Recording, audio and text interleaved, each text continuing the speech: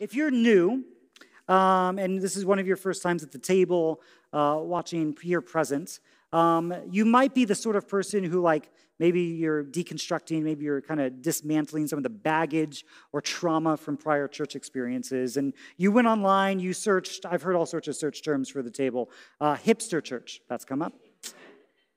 Progressive church, affirming church, multi-ethnic church. People find the table in a variety of different ways. But so many of the stories all kind of have a similar vibe to them of either I grew up in the church or sort of religion adjacent. And I was looking for a group of people who were, not going to kick me out because of who I loved or the color of my skin or the fact that I didn't read my Bible 14 times a week or things like that. And you might be the sort of person who you came from an environment where money, giving, tithing was like really shame-inducing. And so somebody would come up on a platform a lot like this, dressed a lot like me, with a microphone a lot like this, and say, you must give in order for God to bless you or in order for God to do God's work in the church. And if you don't, then you've got something wrong with your finances, you've got something wrong with your relationship with God. And so when I tell you that we're going to spend the next few weeks talking about money, communal economics, and generosity, I would perfectly understand if your heart rate went up and you'd be like, damn it, I thought I found a good church and I didn't. Okay, I perfectly understand you. Now, let me tell you, there is a version of that on this side of the proverbial pulpit, okay? Talking about money in the church is, at least for me, also an anxiety-inducing thing as a preacher, pastor, Bible communicator, whatever it is I am. Because I've also sat on that side of the pew, and I've also been pressured by others to do the pressuring. And so we feel like it's worth pushing through that anxiety before you close your laptop lid or walk out of the room. Because if we're not going to be the ones to talk about our economics and our generosity, then somebody else will on our behalf. And we'll get shaped into a culture and a system and an environment which will turn us into money-making machines rather than the human beings that God intended us to be. Now, let me tell you a couple of my own stories. We're kicking off a series. Pastor Tonetta and I, we're going to co-preach tonight. So I'm going to do some introductions, some storytelling. Tonetta will lead us in some group discussion and a little reflection on Scripture. But we're just getting started, all right? So for my own part, my wife Emily and I, we went to the same church in college. And this church had been around for maybe a decade or so. And it was kind of on the outskirts of Mishawaka, Indiana. And it was planted kind of in cornfields. Yes, it's Indiana. But those cornfields were being turned into subdivisions, kind of suburban neighborhoods. And as the neighborhoods grew, the church did not. Actually kind of shrank over time, and it was about 50 to 70 people on a Sunday. So the pastor at the time had this kind of vision from God, that's the way that he put it, that in order for us to reach out to the families all around us that were moving into all of these things that used to be cornfields, the way that we were going to reach these folks was going to build a gymnasium. So church of 50 to 70, they had a well-appointed building, a new building, but it needed to build this gymnasium in order to get all the families to come to church. And so we heard sermon series after sermon series and story after story about why God had given this pastor a vision of building a gymnasium. Now, quick aside, I was not a massive fan of this pastor already. This was the pastor who, when I became a biblical studies and Christian ministry major, he took me out to eat to tell me, Anthony, I'm pretty sure that's not the right job for you, which is rough. So me and him, we had some issues. But what got interesting as this building campaign for the church went on was that you'd have people come up on the platform to give testimony about how God had led them to sell their car and donate it to the church, or to empty out their retirement account and give it to the church so that this gymnasium could be built. So the gymnasium is built, and the pastor has burnt out and leaves ministry, and the church closes within 6 months.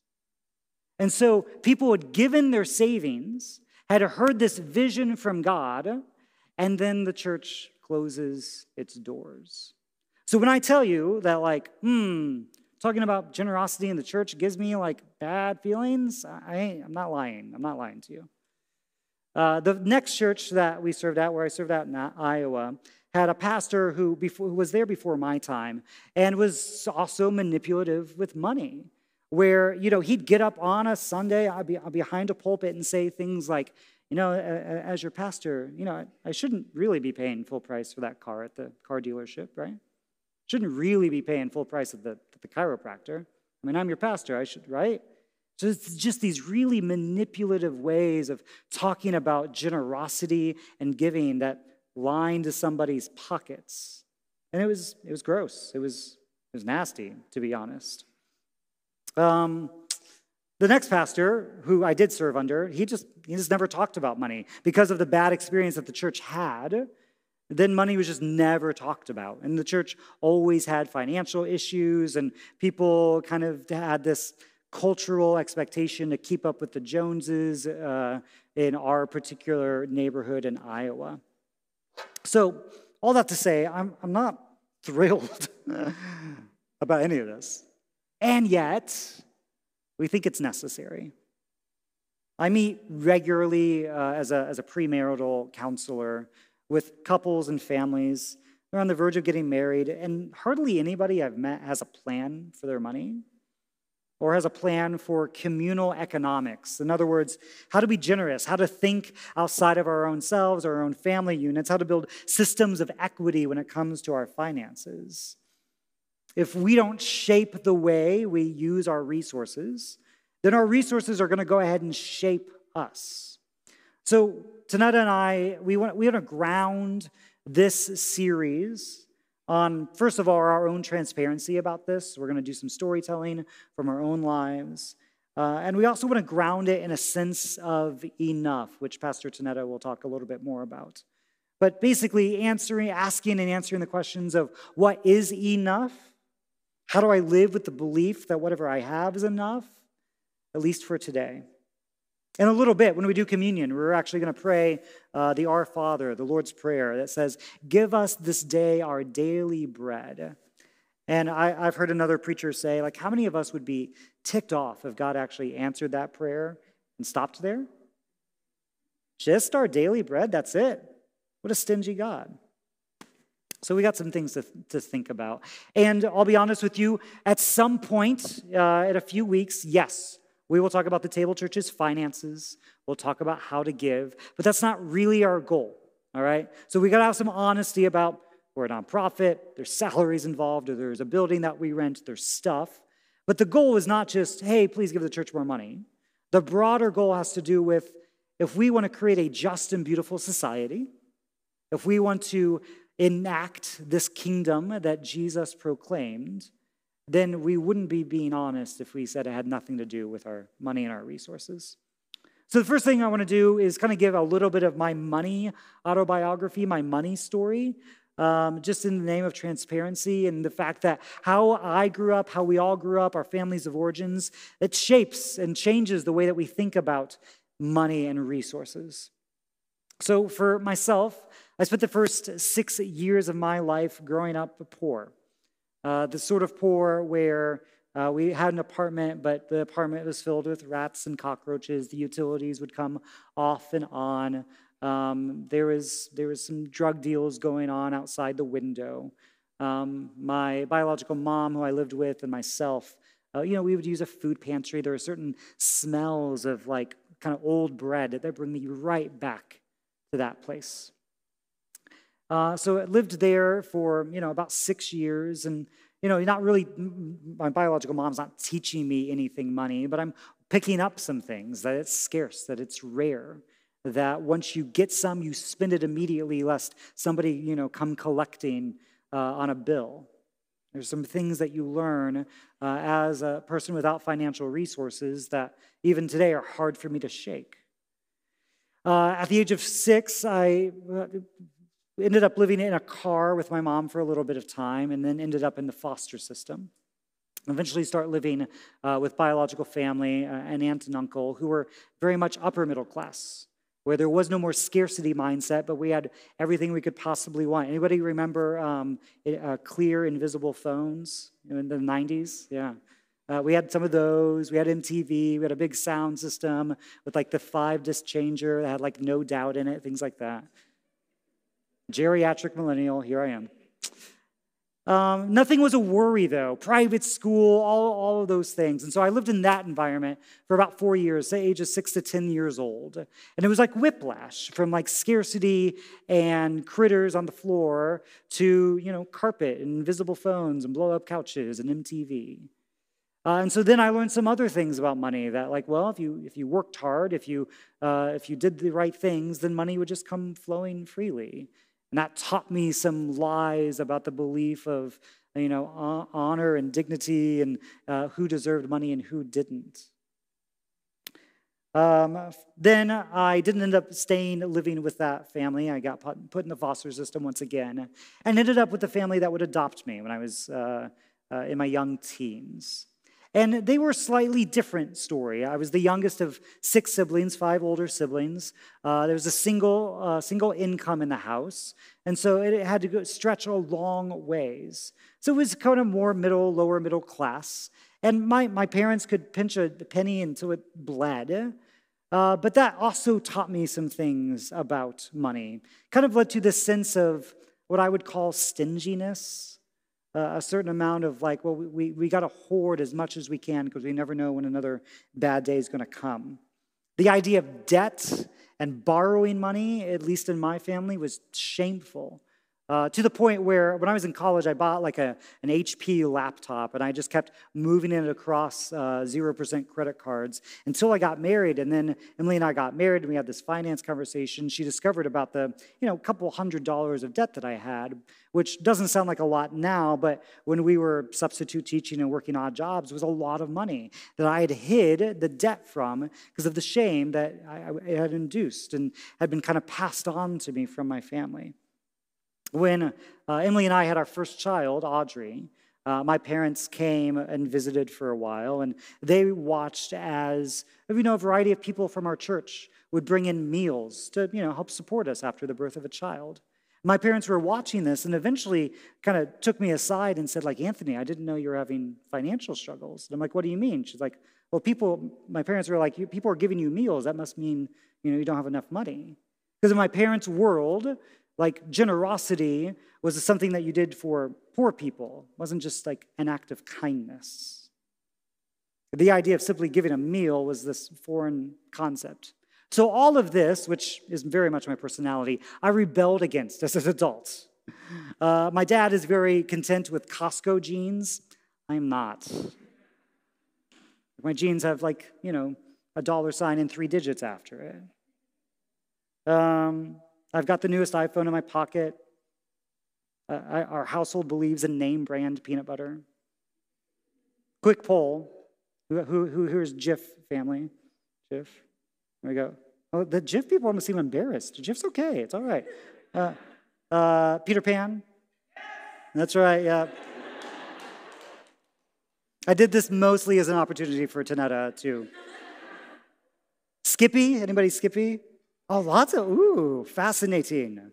I'm intrigued by this. Okay.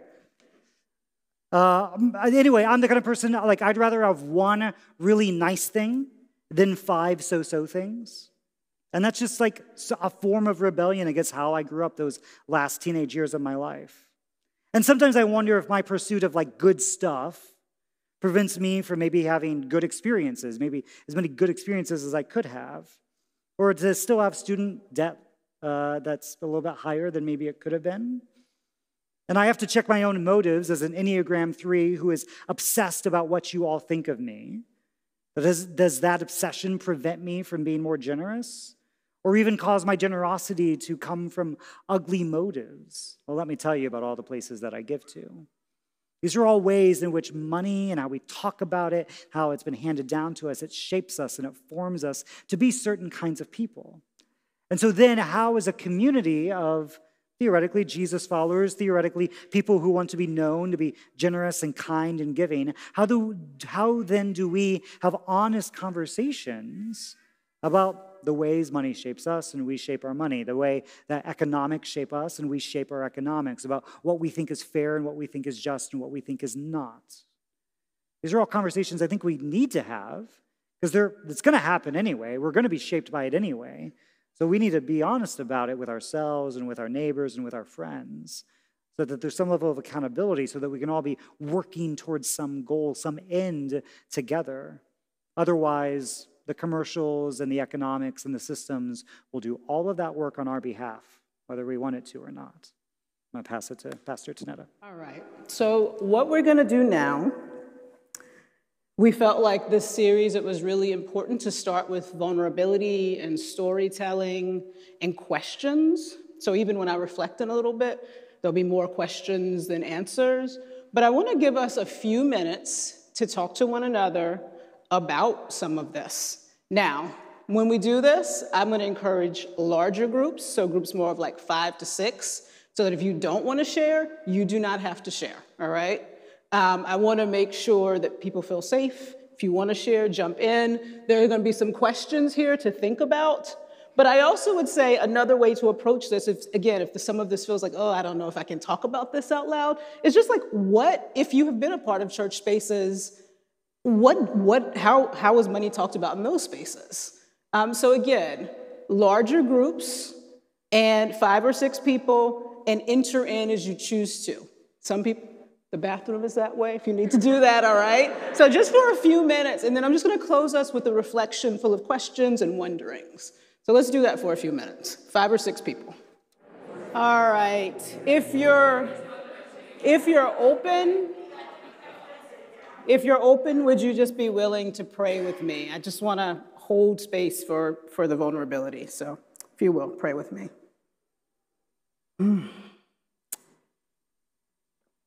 Lord, you are the creator of this material world. This world that we often so struggle to know how to steward well, to interact with in healthy ways, and not to idolize. Lord, I just recognize in this moment that so many of us in the church have been deeply wounded by simplistic stories around giving, by manipulative practice, by ideas of generosity that were deeply rooted in I have, you need, ideas of generosity that were deeply individualistic instead of communal.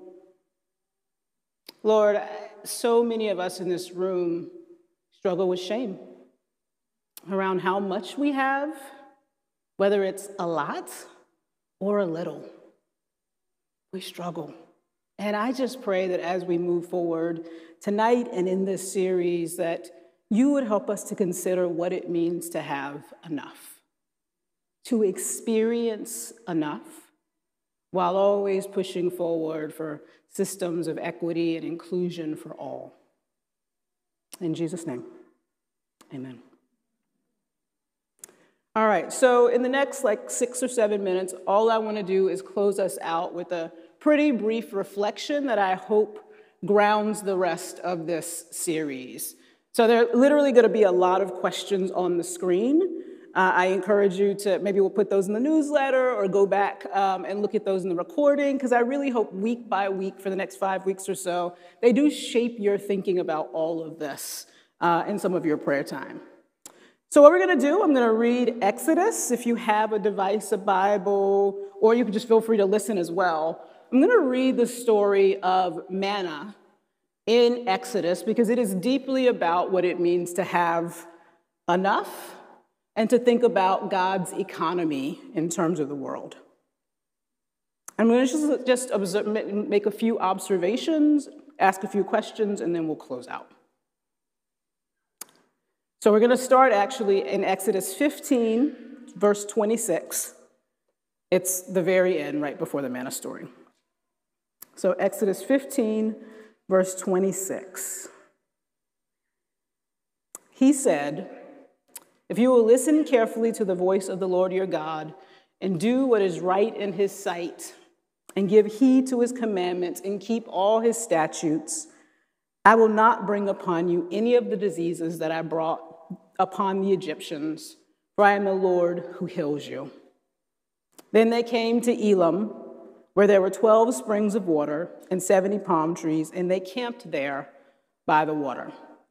So the first thing I want to say before we even look at the manna story is I find it fascinating that before you get into this story that is about enough, God's economy, you get a few verses that contrast a sick society with a society that is leaning into God's healing.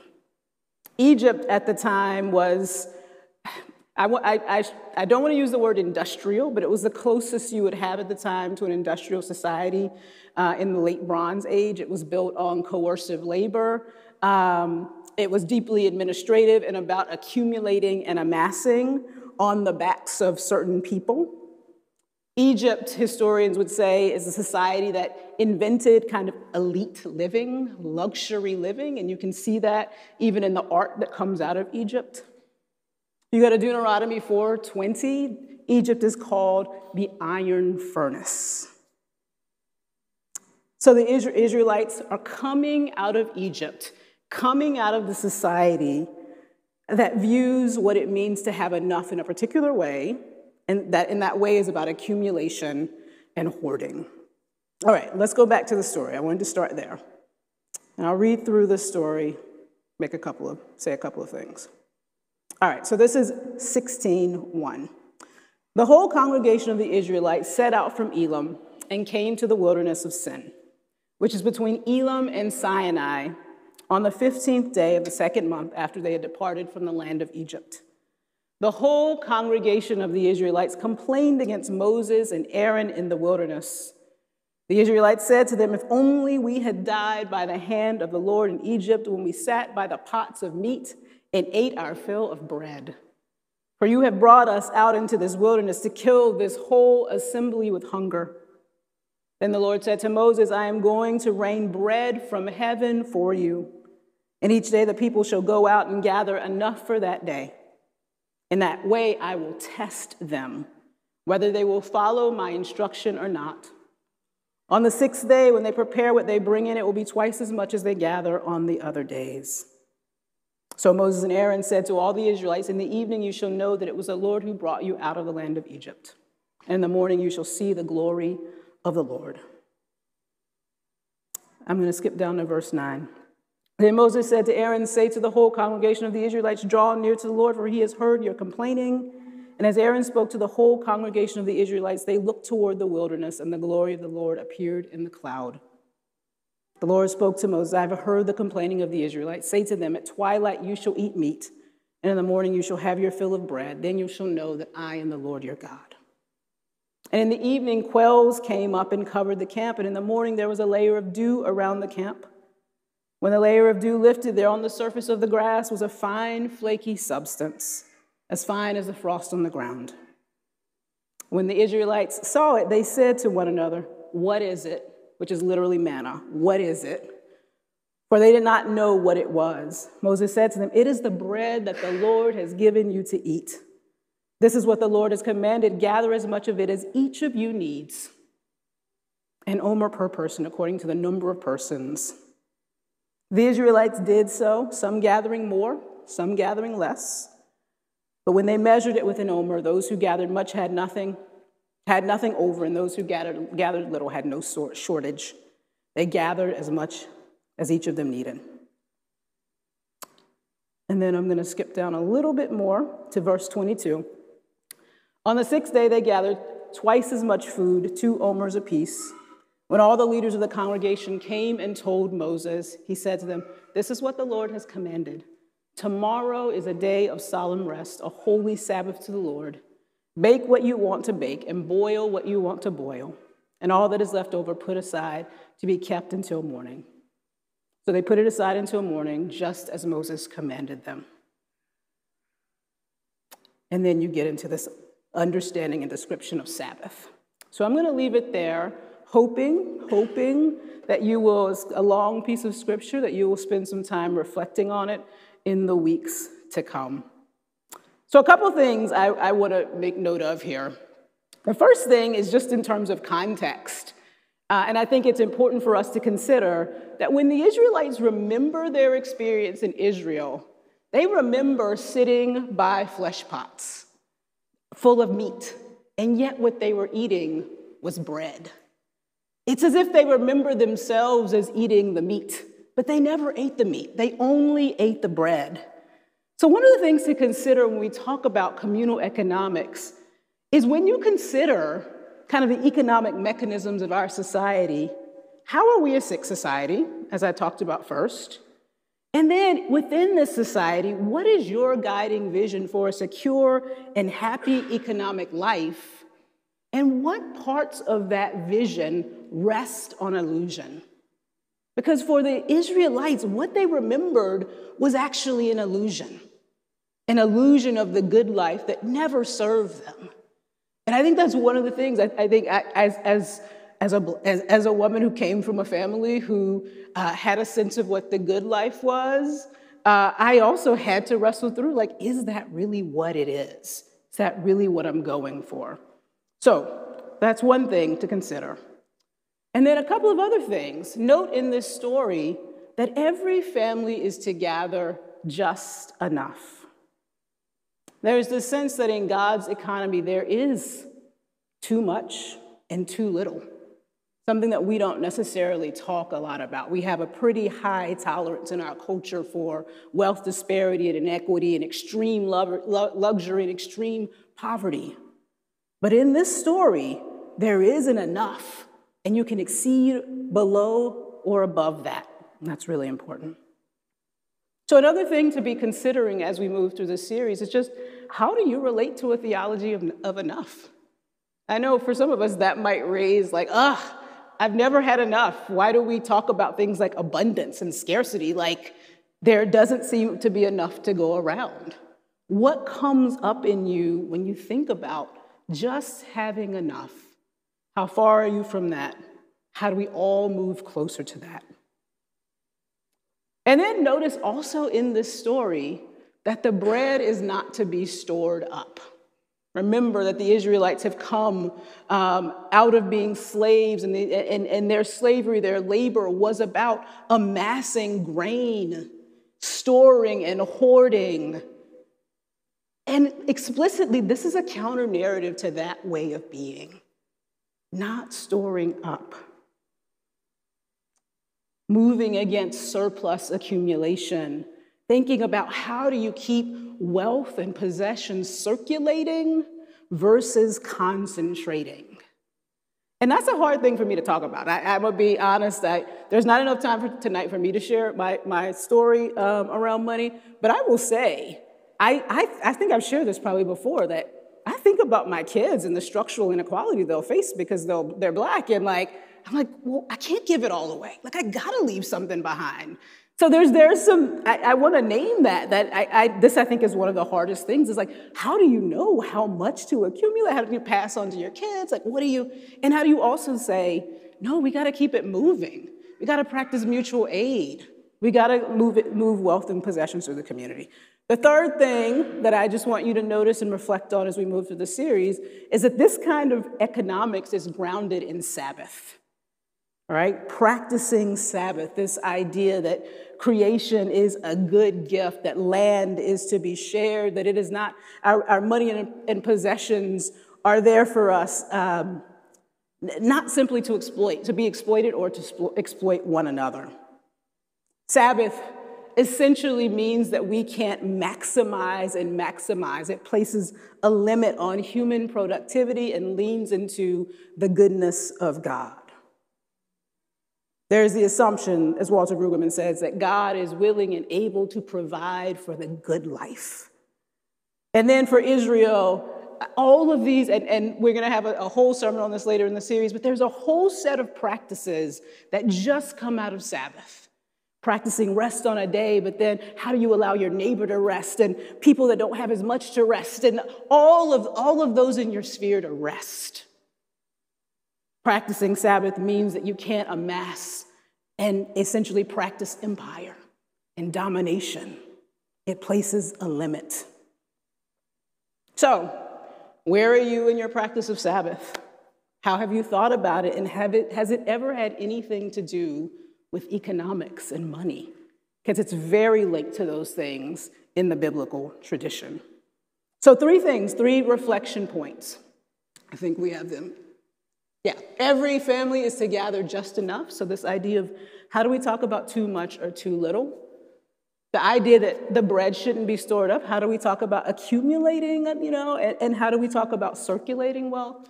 And then Sabbath as the ground of communal economics. The final thing I'll just say here is that this story, and the text explicitly says this, is a test for Israel. Israel is responsible for what it knows about God. And part of that lesson is about restraint and self-limitation as key parts of knowing God. Self-limitation and restraint. And again, restraint consists in this passage in 2 practices, which are not accumulating too much and keeping Sabbath. So the last questions here to reflect on are just, what do you make of the idea of that restraint? Some won't talk really well about in American society and in Western culture. Restraint and being limited are key things to grapple with, and they're central to knowing God and imaging God in the world and becoming more human. And then how do you measure enough? Maybe that is the key question for tonight and as we go forward into the next few weeks. How do we measure enough? So I'm going to stop there. We are going to have, I'm so excited, next week Anthony's going to preach about, it's kind of sad, but he's going to preach some about, economic predation in the church and kind of speak to the ways in which so much of this can go really wrong. We're going to talk about Sabbath economics and shalom. We're going to talk about some of the Jesus stories because Jesus talked so much about money. And the hope at the end of this series is that we are grounded as a community in our next logical step, whatever that is, and deeply apart from any kind of manipulation and deeply connected to our community outside of these walls.